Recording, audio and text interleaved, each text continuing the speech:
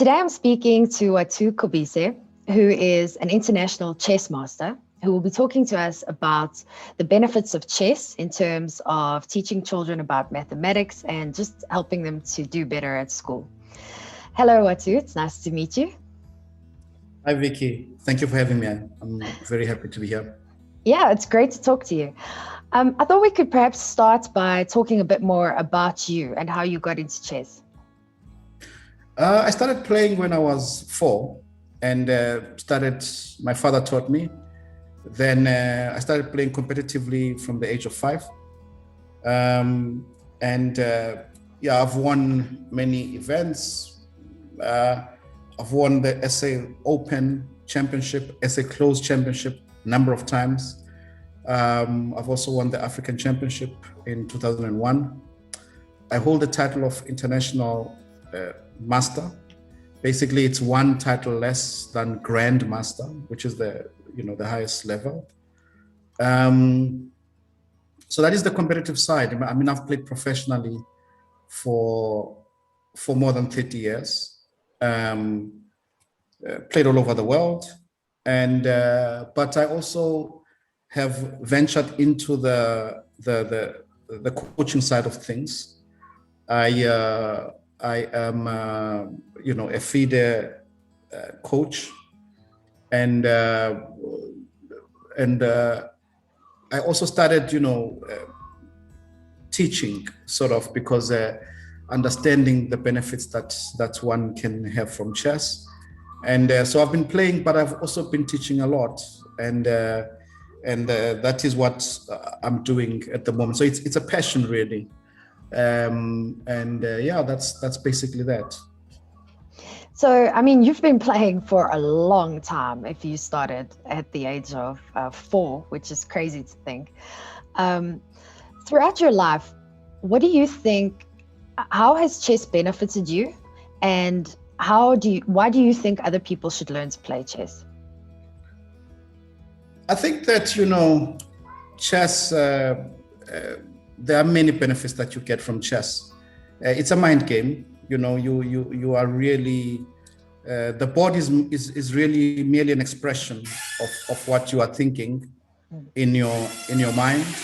And so what actually happens is that you get to train all your mental faculties, your concentration, your visualization, problem solving is also a big part of what you learn. But more than anything, I think that if you teach chess to a young kid of, let's say, 6 or 7, there are many benefits and concepts that they will immediately learn. I will make an example of this. If we're to look at a chessboard, so this would be, the first thing you would learn, so to speak, in chess, and you would see that the chessboard has 8 sort of lines marked as A up to H, and other lines marked 1 to 8. So those are, if you were to imagine in mathematics, the Cartesian plane, we would be having 2 lines that would be going like that, right? And we would have this as our x-axis and that as our y-axis, right? So that this Cartesian plane, you would use mathematics and physics in many different map reading,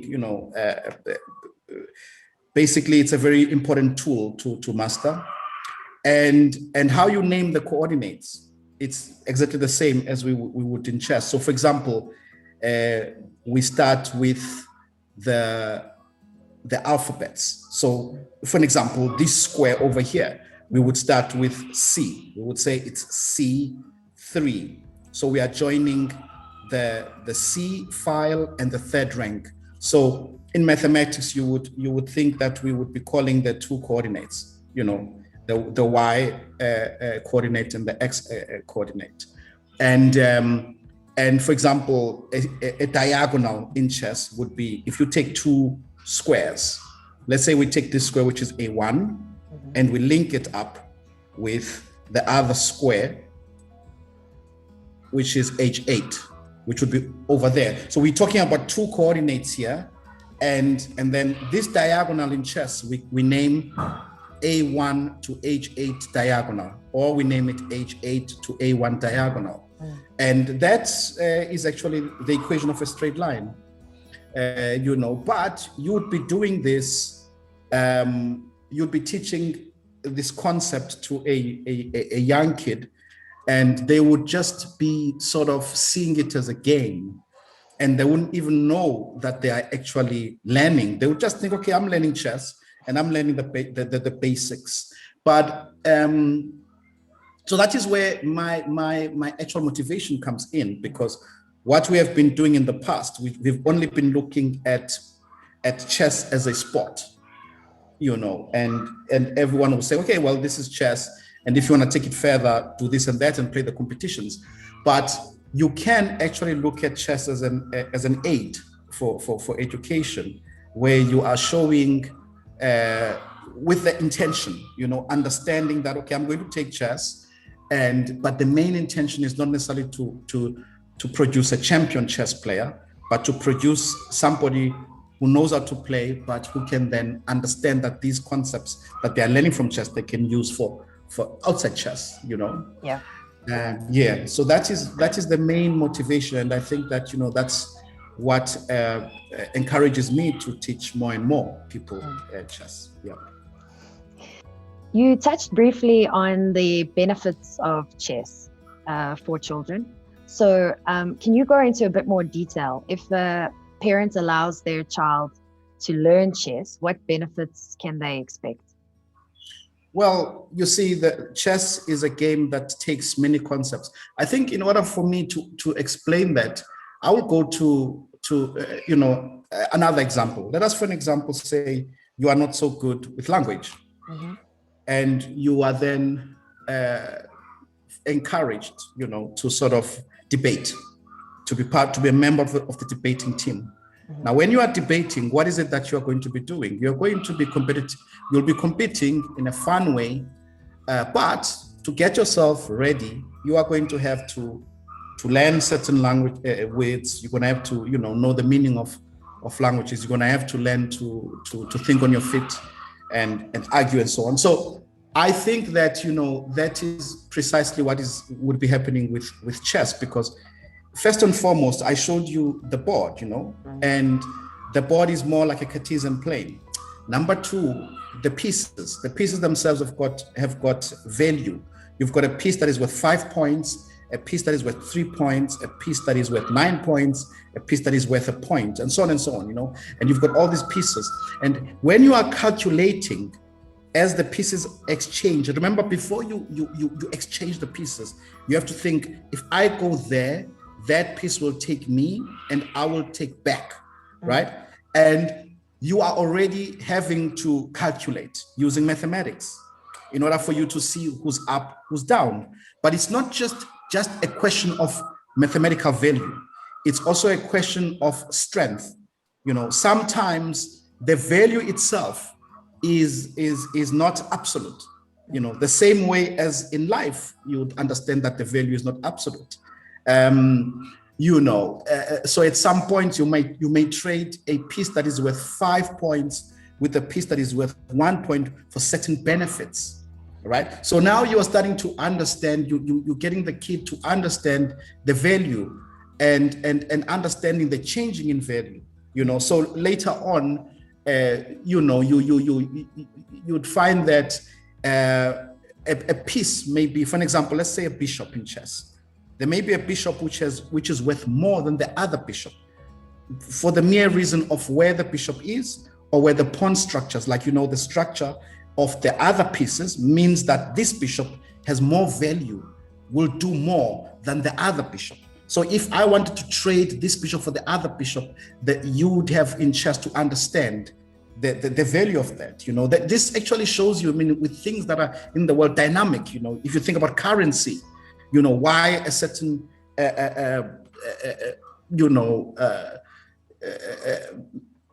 you would have differences in currencies, for an example, and all these factors, you would be in a position to better understand it. That, it's not just one and one. There are other factors that are involved in the one, So, and that was just, for example, in the mathematical side, but then comes the logical side, the idea of solving problems and understanding that when you are solving a problem, there is a method that you have to introduce. And we learn this, for example, in mathematics. Let's say we want a value that we don't know, where we have values that we know and the value we don't know. So we put the value that we know on one side and the value that we don't know on the other side, right? And then we will find out what the value in comparison with the other values is, right? So that, you would then also sort of try to solve in chess, but not necessarily in a raw mathematical way. In that way, you would be trying to figure out how you can do something, but there will be a specific thought process that you have to go through. You have to also look at the knowns and the unknowns.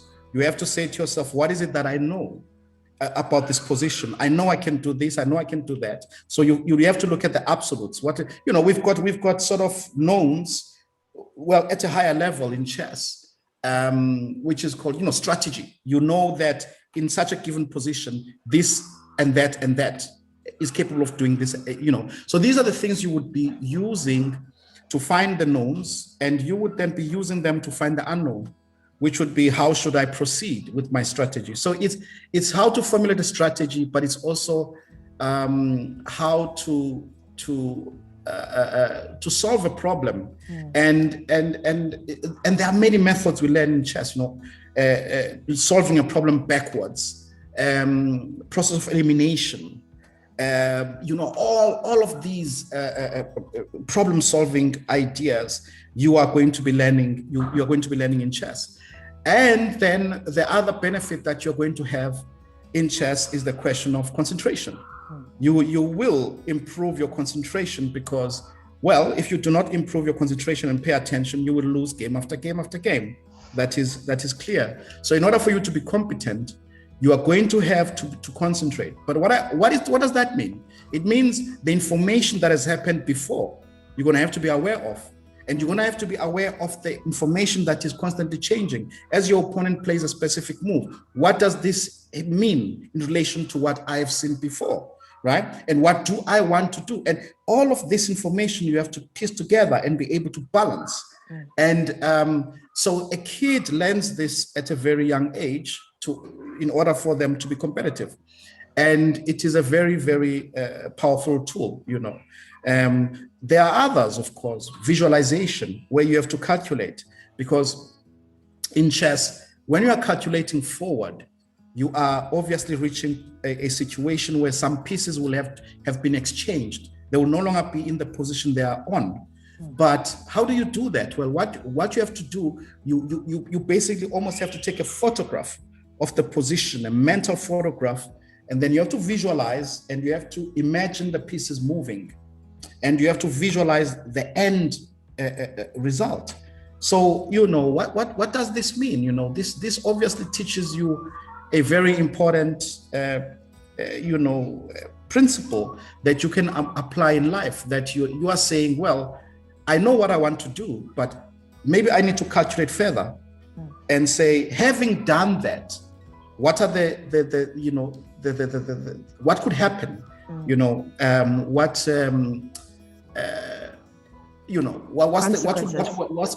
Exactly, and you'd have to go into it. And so I think that that would be of benefit to a learner who would take up chess. Yeah. No, I have no doubt, because all of those skills are extremely important for school-going children. So yeah, they're definitely all extremely important. So do you have any specific examples of how you've seen chess benefit some of the kids that you've worked with? Well, absolutely. I mean, I've been involved in a number of projects, throughout my coaching life. And there was one very extremely powerful one. We actually we worked with MTN at one stage, and we went, it was in Gauteng, we went to a school called Sizwe, and it was a high school, and they actually had a difficult metric year, the year before. So we went there and we taught the whole school how to play chess. And we were very much involved with the matriculants as well. And so but then what actually happened afterwards, they would stay after school and they would play against each other. But as they were playing, they would, do their homework. Because what we introduced, in chess is also literature. You introduce literature that in order for you to improve, you have to look at this and that. There are various sites that you can go to. You have to read up a little bit. You have to do some bit of research in order for you to improve yourself. And we found out that there was a really big impact on the educational side of things. And we actually even had one learner who got 100% in mathematics, but it was standard grade then. Yeah, of course, and I'm not claiming that it was only chess, but basically it opens the door. It opens the door to it's an attitude. It is more than anything an attitude. It's like the many different experiments and arguments by many various experts that says the Asian kids are leading kids when it comes to mathematics because of the attitude that the society has to not only mathematics, but they were finding out that it's just in paying attention, and they were saying that in those communities, a lot of them, for example, they would grow rice, and the whole process of how to grow rice is it's a process that is you have to be careful, you have to look back, you have to be really paying attention to a number of things, and that has rubbed off to the general ability. And they were even going further and saying, so I'm still answering the question, where I'm saying such an attitude, where they were actually saying that they made a questionnaire which had nothing to do with mathematics, but this questionnaire had so many questions that needed to be answered. It was around 100 and something, and they were doing it in various areas around the world. And they found that in the Western countries, the kids would not even finish the questionnaire. They just wouldn't even finish it. But the kids in the Asian countries would finish the questionnaire. So it's all about the attitude that you are having. So what I'm trying to say is that is for me what chess can do for the learner. And I have seen it do this with many different learners. I mean, I teach at a school at the moment, and you can actually tell, and even some kids who at first cannot concentrate that much, that there are some problems with concentration, and then you see, once you let the chess bug, so to speak, get hold of them, then there is an outlet. There is somewhere where the kid can all of a sudden think. And the point is, it's not about thinking to try and find an answer like you would normally have at school, because at school the structure of the education is very much about question and answering. Your thinking process has to lead to some answer, right? But so chess gives you that opportunity to think without necessarily having to come up with an answer per se, because you cannot come up with an answer, because your opponent is constantly changing the situation, constantly putting problems in your path. So yeah, that is what I have noticed in terms of what chess can do with various students. But I have to mention this. The game itself it does not necessarily mean it will translate to benefits. Look, if I gave somebody a chessboard and say, well, this is how you move the chessboard and play, the person will be playing chess. They can play chess every day of their lives, but that is moving plastic. It's a game. You understand what I mean? There's a difference. They would be playing the game and they might even start playing well, and they might even go to chess tournaments and they might do well in chess tournaments. But that has nothing to do with necessarily how they would be able to transform themselves. It has to be something that you show the student that right now you have to say to the student, we are working on logic right now.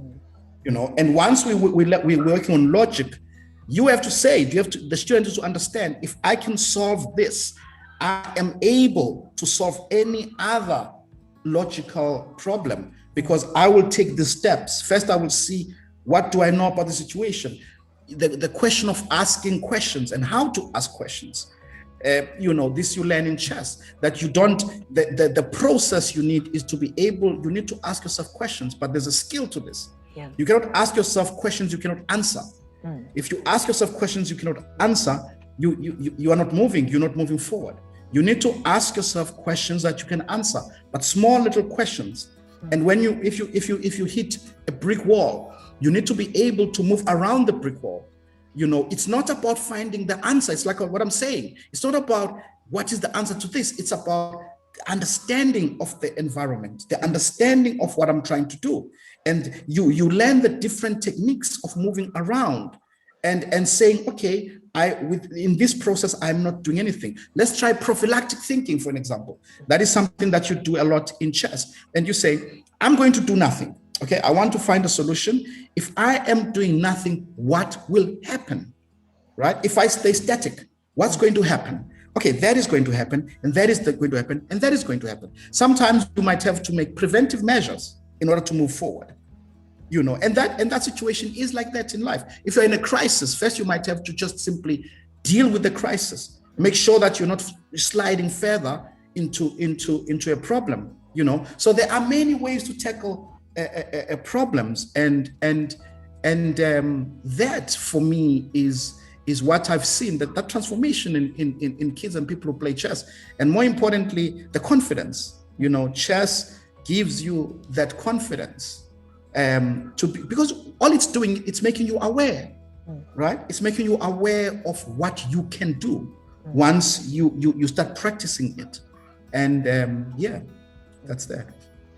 I was actually sitting here thinking while you were talking that it sounds to me like something that would build confidence. But as you say, you need, it's not just any chess. Like you couldn't just get a chess tutorial online. You need someone who can connect those dots in order to receive these benefits. But these benefits sound like they extend beyond just academic. I mean, this sounds like you can teach life skills. Absolutely. It's not just the as you say, the educational benefits that you get to, you're deriving from chess. It is indeed life skills. It's about thinking before you make a move. It's about I'll make an example to you.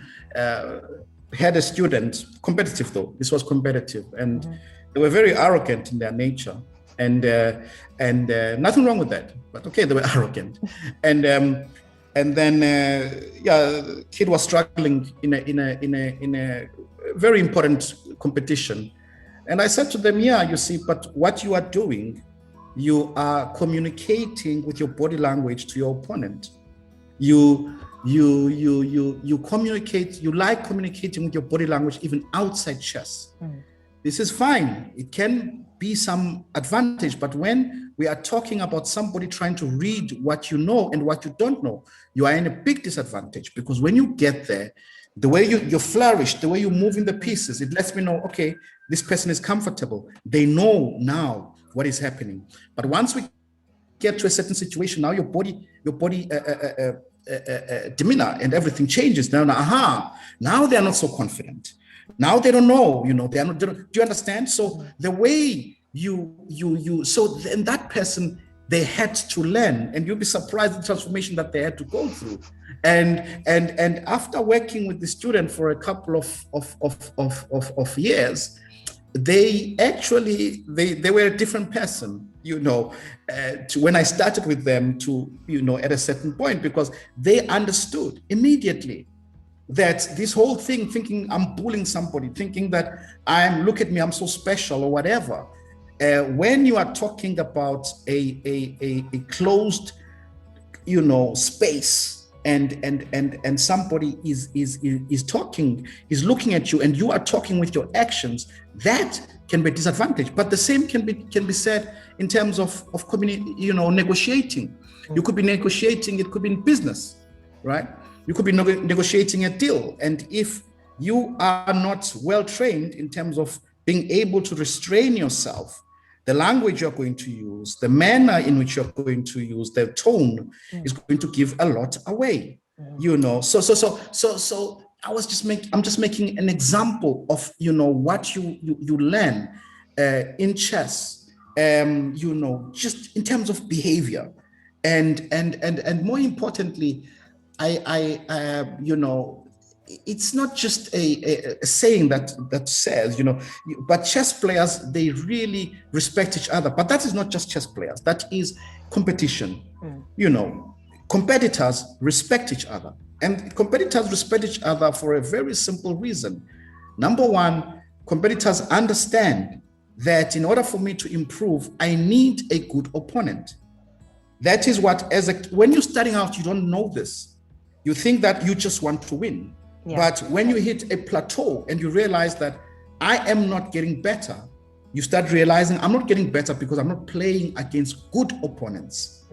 You need that good opponent. You need that adversary that is going to see something, that is going to push you. When they push you, they actually are making you better. And sometimes in chess, it will sound strange, but competitive chess now. Sometimes in competitive chess, you learn. We all know you learn more from your losses than your wins, right? Everybody hates losing. You don't want to lose, but it's very, very necessary. It's a necessary process. It's a process that lets you reflect, lets you go back, and that is where the key is. You're not going to obviously improve just by losing, but now we're talking not chess, we're talking life, right? It doesn't mean that when you have a bad experience, you're going to learn from it, you're going to improve. No, but what it is that it gives you this opportunity to grow, to learn, but it is in your attitude. It's about you going back to this negative experience and trying to at the end of the day, that happens when you stop sort of being just a bystander, the passenger, the victim type of thing, It's very difficult to do, very easier said than done. But that happens when you take control. As soon as you take control and you say, okay, I'm going to now calculate what went wrong. That is the key. And you need that. So I'm saying this because, and then you start to realize that even in life, you cannot go about in life in an arrogant manner. You need the competitors. You need that. And also the important thing is not fearing defeat, and that obviously goes into life. It's the understanding that, I need to try. By me trying, I get to learn what I can do, what I can achieve. I can only learn that by trying. If I don't try, I will not know what I'm capable of and not capable of, So all of this is just an example. Yeah. But those are all, as you say, they're excellent life skills that would apply as much to me as to the kids you work with, as to their parents even. These are all incredibly good skills to learn. And I imagine chess also teaches you self-discipline. I have no doubt. Oh, definitely. But, the other thing is that, I'm happy that you just mentioned parents. because, you know, as parents, of course, we would like our kids to do well. We would like to give our kids the very best tools, you know, for them to be able to be the best that they can be, right? You know, but for example, you know, in chess, there are many games. We're not just talking about playing the game itself. You know, there are many games that you can play with your kid if you just know the basics of the board. You know, because the pieces they jump from square to square, and you can play what is called blindfold chess. You don't have to use all your pieces, but you could, for example, I know a game where you would take a tennis ball and maybe 3 people, and we're saying, let me make an example of what I mean. So we're going to go back to the board, and okay, let me just get rid of all these highlights that I did. And I will be talking about something briefly, still on the issue of parenting, you know, and wanting to sort of help and find games that. So for example, there's a piece in chess that moves like it's called a knight, right? So if this piece starts on B1, it will jump to C3. Okay, it moves 2 squares and 10s. It could be also 2 squares in any direction. It moves 2 squares. So when it was here, if here it could move 2 squares there, 2 squares there, 2 squares there, 2 squares there, but then it must 10. So it will move from here 2 squares that way and 10, so it will land there, right? So for example, we'd be playing this game without seeing the board, and I would say my knight starts on B1, and then it will end up on C3. Then I throw the ball to you. You catch the ball. Then you say, from C3, I will move to D5. Then you throw the ball to someone else. And someone says, from D5, I will move to F6. So the first person, and you realize, no, D5, F6. But remember, we would be playing this game without the board. Okay, we'll be doing all of this without the board. We'll be having to visualize. It's a game, it's fun, and whoever gets it wrong is out. You know, and then the person who does that is the ultimate winner of the game, you know, or the squares, you know, H1 is a white square, E5 is E5 white to black, you know, who can guess this? But it's not just about guessing it, but also I want the methodology that you used to find E5, things like that. So what I'm trying to say, yeah, you know, on the, as parents, obviously, one does want to be involved. And, you know, chess does give one a very big opportunity to sort of get involved and ask some questions, but in a very gamey atmosphere, you know, in an atmosphere where everyone is playing. Yeah. So can you give me a bit more information about the academy and your role there, and what's offered and what parents can expect? Yeah, so the Blue Pathway Academy is basically an idea of, which is why I work with them. It's a very nice idea. The idea is, more than anything, for me, in a nutshell, it's to try and minimize costs for specific expertise that you may not have been maybe otherwise have had the opportunity to afford, you know, because we're talking about a situation where you'll have expert teachers, so to speak, you know, but remember, you know, when you are coming in there, you could come in as a group. So it in such a way it becomes affordable.